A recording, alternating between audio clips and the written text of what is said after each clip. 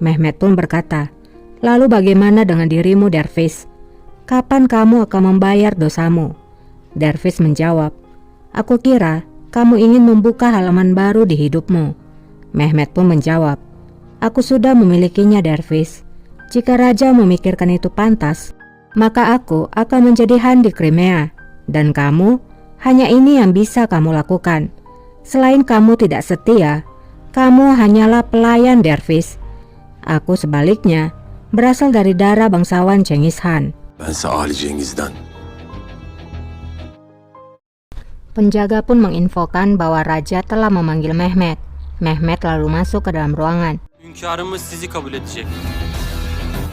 Tidak lama, seorang selir juga datang dan menginfokan pada Dervis bahwa Handan Sultan telah menunggunya di ruangan Incili. Setelah di dalam ruangan, Mehmet segera mencium kaftan raja sebanyak 3 kali. Raja kemudian berkata, "Ini sungguh sangat menakjubkan bahwa kamu memberikan pengkhianat itu bahkan meskipun dia adalah kakakmu." Lanet etmiş bir haini teslim etmen. Mehmet pun menjawab, "Terima kasih padamu karena kamu mengampuni nyawanya, rajaku. Jika kamu menganggap ini sebagai kesetiaanku, aku akan sangat senang." Raja pun menjawab, "Aku mengampuni nyawa Sahin, tapi jika kamu melupakan apa yang aku katakan, maka pertama kali aku akan mengambil nyawanya." Artinya di sini raja mengampuni nyawa Sahin, di mana mungkin Zulfikar telah menceritakan kesepakatan mereka. Karena seperti yang kita tahu, Zulfikar adalah pengawal yang jujur. Sementara Dervis, ia kini sudah menghadap Handan Sultan. Sultanım. Handan berkata, "Dervis, kita sudah lama tidak bicara. Jika aku tidak mengenalmu, maka aku mengira kamu mengabaikanku." Dervis menjawab, "Percayalah, aku mencobanya, tapi itu tidak mungkin. Kematian Fahriye Sultan telah mempengaruhiku. Aku menjauhi dirimu karena aku sedang sibuk dengan hal itu." Handan pun mengerti. Handan berkata lagi, "Besok putraku akan melakukan ekspedisi. Hari pertama ekspedisinya. Dia masih muda dan tidak berpengalaman. Aku sangat khawatir dengannya." Dervis pun menjawab, "Jangan khawatir, Sultana. Sama seperti biasanya, aku akan melindungi raja dengan seluruh hidupku." Handan pun menjawab, "Aku harap demikian. Hanya itu keinginanku. Kamu selalu berada di sisinya." "Dervis, bukan hanya putraku, lindungi dirimu juga. Kembalilah dengan selamat." Dervis pun berkata, "Kamu sebelumnya berharap kalau dirimu bukanlah seorang sultana dan diriku bukanlah seorang pasa di saat kita bertemu di kehidupan berikutnya. Aku menjadi bertanya-tanya sejak saat itu, apakah itu hanya penghiburan bagi seseorang yang akan menuju ke kematiannya?" Handan pun menjawab, "Menurutmu apa yang kamu pahami?" Setelah mengatakan itu, Handan pun lalu pergi.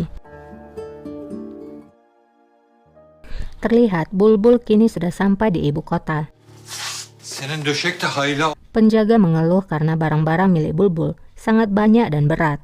Bulbul kemudian menjawab, "Bekerja dengan tanganmu, bukan mulutmu." Hadi.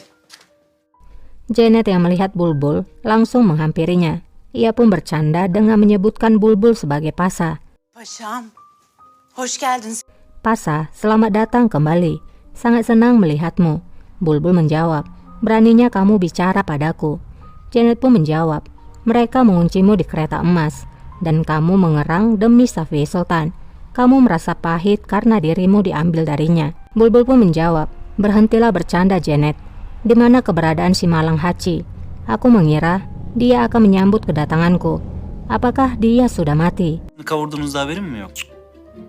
Janet menjawab, sakitnya semakin parah sehingga Handan Sultan membiarkannya pergi ke pemandian air panas. Bulbul kemudian menjawab, "Aku harap rakun hitam itu tenggelam di sana." Janet pun berkata, "Bulbul, kamu pasti merindukan diriku.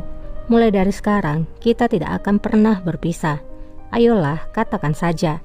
Janet pun tertawa. Bulbul berkata, "Teruslah tertawa, karena meja akan berputar." Janet menjawab, "Meja memang sudah berputar. Safiye Sultan telah dihancurkan. Sekarang adalah era Qasem Sultan. Berbicara mengenai Sultana, dia mengatakan padaku, segera setelah kamu sampai, aku harus membawamu kepadanya. Di lain sisi, Menekse kembali ke ruangan Halime. Menekse mengatakan, aku telah membawa lengkuas agar bisa memalsukan penyakit dari Pangeran Mustafa. Halime pun berkata, bagus. Matamu nampak bersinar, mengapa? Menekse pun duduk di sebelah Halime dan mulai bercerita. Aku melihat Handan Sultan di ruangan Incili. Dervis Pasa juga ada di sana. Halime pun bertanya, apa yang mereka lakukan? Menekse pun menjawab, aku tidak tahu, tapi nampaknya mereka melakukan sesuatu secara rahasia karena mereka keluar terpisah. Hanya itu saja yang aku lihat. Halime pun menjawab, itu mungkin hanyalah masalah negara, tapi mereka memang sangat dekat, seperti bubuk mesiu dan api.